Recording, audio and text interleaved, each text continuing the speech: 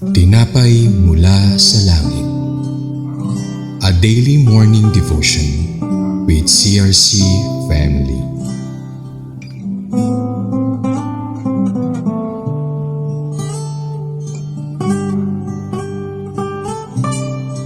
Mapagpalang umaga po sa ating lahat. Ako po si Brother Lord Christopher Miranda ng CRC San Pedro Daughter Church. Ang ating pong pag-aaralan sa umagang ito ay ang babasa sa Bilang 19 verses 1 and 2. Bago po tayo magsimula, tayo po muna manalangin. Diyos Ama na sa langit, pinupuri at pinasasalamatan ka namin, Panginoon, sa buhay na ipinagkaloob mo sa amin, sa mga pagpapalang tinatanggap namin, sa kasagutan sa bawat panalangin namin, Panginoon, sa kagalingan ng mga may karamdaman, maging sa oportunidad na makabahagi sa pagmemensahe sa tinapay mula sa langit. Sa wisdom and knowledge, Panginoon, na pinagkaloob mo sa akin, sa tulong ng banal ng Espiritu, ay nakagawa ako ng aking mensahe, Panginoon. Ang lahat ng ito, Ama, ay ibinabalik ko ng may papuri at pasasalamat sa tanging pangalan ng iyong anak na si Jesus. Amen at Amen. Sa umagang ito, ating pag-aralan ng Bilang 19 verses 1 and 2 na may pamagat,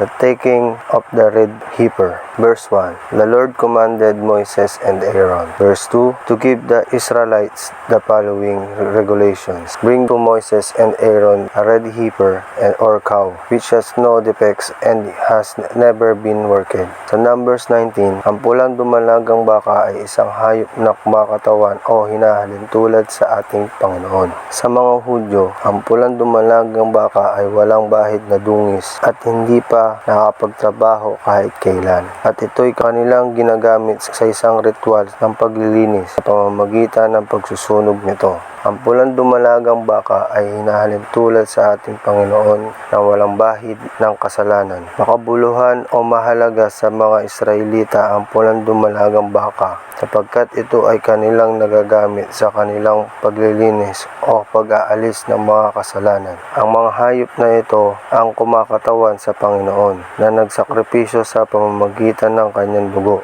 upang ang Israelita ay malinis at malayang makapasok sa dakong kabanal-banalan. Tinubos tayo ng Panginoon sa ating mga kasalanan sa pamamagitan ng kanyang banal na dugo upang tayo ay makapasok sa banal na templo. Sa ating pong pagtatapos, muli po tayong manalangin bilang pasasalamat sa ating Panginoon. Father in heaven, pinasasalamatan ka namin sa katagumpayan ng aming gawain sa tinapay mula sa langit. Salamat sa banal na Espiritu na gumabay sa akin at sa karunungan na ipinagkaloob mo, Panginoon. Sa mga mentor na patuloy na gumagabay sa amin, sa mga kabataan na patuloy na nagpapaalala sa amin. Lord, tinataas po namin sa inyo ang lahat ng gawain ng Charismatic Restoration Church, ang aming mga reverends, pastor at ang aming bishop na si Bishop Ernie Reyes. Patuloy niyo po silang ingatan at bigyan niyo sila ng malusog na pangangatawan. Ang lahat ng ito ay tinataas po namin sa tanging pangalan ng inyong anak na si Jesus. Amen at Amen.